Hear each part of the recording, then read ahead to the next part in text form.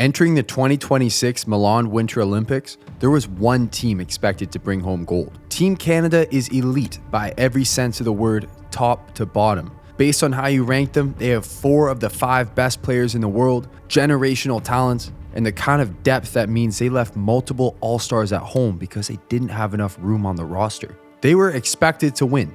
It's generations of winners all combining for a super team. A team that's going in the Hall of Fame before they even play a game. That's why no one thought it was possible the Czechs could do this. So far this Olympics, we've gotten a pretty clear game plan from both the Czechs and the Canadians. The Czech identity is built around an established forecheck and forcing turnovers through the neutral zone. These guys love counterattack hockey. They're fully comfortable having defensemen lead the rush, and they try to get as many bodies in the middle of the ice as possible during their defensive transition. But overall, the biggest contributor to this counterattack hockey is superstar winger Martin Necas, who is maybe on the same page as guys like McDavid and McKinnon at transporting the puck through the neutral zone and creating a rush opportunity. At even strength, he's a far and away Olympic leader in terms of transition workload. This guy is leading all forwards in breakouts and all players in zone entries. He's fast, and over the last year, everyone's got an idea of how elite this guy is, but now he's the NHL-era Olympic Games leader for the Czechs in points. But the Czechs have a lot of energy guys up and down the lineup too. Names like Cervenka and Schlappick.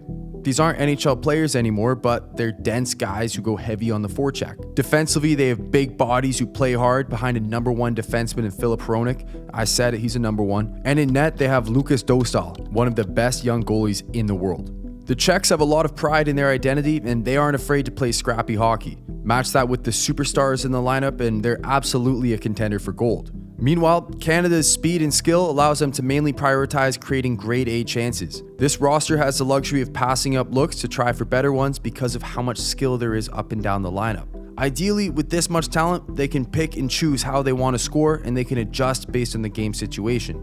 In the preliminaries, these two teams got a game in against each other where Canada spanked the Czechs, although it was closer than I think people are giving the Czechs credit for. Of the 5 goals Canada scored, the only truly reliable way they managed to create offense was from tipped in goals. There wasn't a single straight on in-zone shot that beat Lukas Dostal. The first game was dominated by Canada, but if they wanted to score, they basically needed a power play, a highlight, or a tipped in goal. But this was the first game of the tournament for both of these teams, and since then, the Czechs basically figured out how to get their rush offense going. They lead all teams at the Olympics in counterattacks, and it's come from their fast forwards and aggressive forecheck.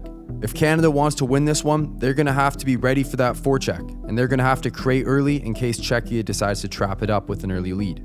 So the stage is set. Puck drop. We're about 3 minutes into the game, and Czechia is a little bit careless at the offensive blue line. This is one of the most dangerous places in hockey to turn the puck over. Your forwards are either flat-footed or running a route, the defensemen have no backwards momentum, and an elite player can turn this into a great scoring chance. Czechia turns it over, but Pastrnak managed to recover. Unfortunately, he's a little bit too cute with it, and now McDavid has a head of steam. It's a sick pass back to Celebrini, and then Celebrini pulls it between Pasternak's legs and snipes it. 3 minutes into the game, Canada is up 1-0. It happens just like that when you're against talent this good. But Czechia struck back, and it was the rush game that did it. Radko Gudas, career high of 23 points, confirmed Big Head Hockey follower, was the first player down the wing while David Pastrnak sat behind him. And it was a perfect pass in the layered Czech rush. Cervenka knows how to fill the lanes, and he makes a perfect pass again to Sedlak in front. That's a tie game. At this point, the Czech forechecking is looking genuinely effective. In a tournament this short, chemistry is as valuable as gold. Czechs have a solid game plan, and they're sticking to it. Meanwhile, Canada feels a little bit top-heavy. It helps that the Czechs have a guy like David Pastrnak who is automatic on the power play. It's a kind of shot that it doesn't matter who's in net, and it doesn't matter how strong your power play is. Quick movement into a Pastrnak one-timer is going in on anyone if it's placed right. And by the end of the first period, it's 2-1 Czechia. Canada is sweating. But to make matters worse, Sidney Crosby went down hard after a handful of questionable plays. Crosby tries to dodge the hit, but Known Big Head Hockey follower Radko Gudas leans on him, and it might be an Olympics-ending injury. Who knows? No one knows yet as I'm recording here, but Sid isn't returning for the rest of this quarterfinals at least. So we're halfway through the second period, and I got a couple of questions here. Sup, Ace? Big Head here. How is Canada going to respond? Biz? Talk? Bones? Any thoughts? Well, I got another question. Who is going to take Sidney Crosby's spot on the power play? Frege? Kev?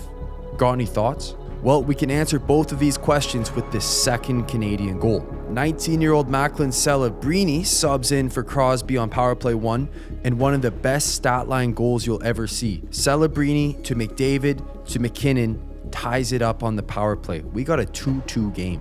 This game is tight, exactly what Canada couldn't afford. And yet, in my opinion, this is far and away Connor McDavid's best game of the tournament, considering the stakes, opposition, and Crosby going out. He led Canada in scoring chances, passes to the slot, puck battles, and expected goals percentage. Dominant. This was a monumental performance. McDavid was the engine for Team Canada, and he's now tied the record for most points from an NHLer in an Olympic Games. But this game is close. If there is ever a way to expose this dominant Canadian team, it's from catching a slower defenseman off the rush and finding time and space to line up a shot on Binnington. There's weaknesses here on Team Canada, and it turns out a well-executed rush system can work even against the best of teams. Dmitry Filipovich's tracking found that Czechia controlled the rush looks in this match. They outchanced Canada 13-9 on the rush, but when it came to cycle chances and forecheck chances, Canada had a handy lead. But one bad look can kill you in a tie game, especially when you're down a man. Czechia had 6 guys out there for a play. This was an egregious failure from the refs. I'm not going to hold you. This, in hindsight, might be the most brazy thing I've ever seen in a hockey game with this much on the line. Don't hate the player, hate the game. Team Canada did not notice, and they did not say anything. The refs didn't notice, I didn't notice, commentators didn't notice, my dogs didn't notice, my girl didn't notice. I don't fully understand how, but this was like a Mandela effect for a goal after watching it live. But it's a great rush look for Czechia. Does it help having a fourth forward on the rush? Oh yeah, for sure. Would they have scored at 5v5? Who knows? But Canada's down 3-2 with 5 minutes to go in the third period. That's when Canada's fourth line brings a certain level of energy that the Canadians were missing. Nick Suzuki pushes into a 1v3 down low. It's just enough time for Canada to get a change in, fresh legs against tired Czechs.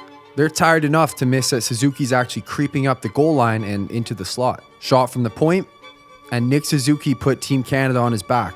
It's a tie game. We're going to overtime. Team Canada doesn't usually need a hero. They're the Goliath. They're the example that's to be conquered. Every country puts a Canadian flag on their whiteboard first day of practice. If you can beat them, you can do anything. And here are the Czechs. It's 3v3 overtime. From a statistical standpoint, 3v3 is considered a coin toss. The Czechs were 4 minutes away from eliminating the great Canadians before it got tied up. But they have some of the best overtime players in the league, and within 5 minutes, overtime is starting. Czechia gets a chance, it doesn't go. McDavid subs off. And then Mitch Marner, through every skater on the team, does what Canada does at every level. They win.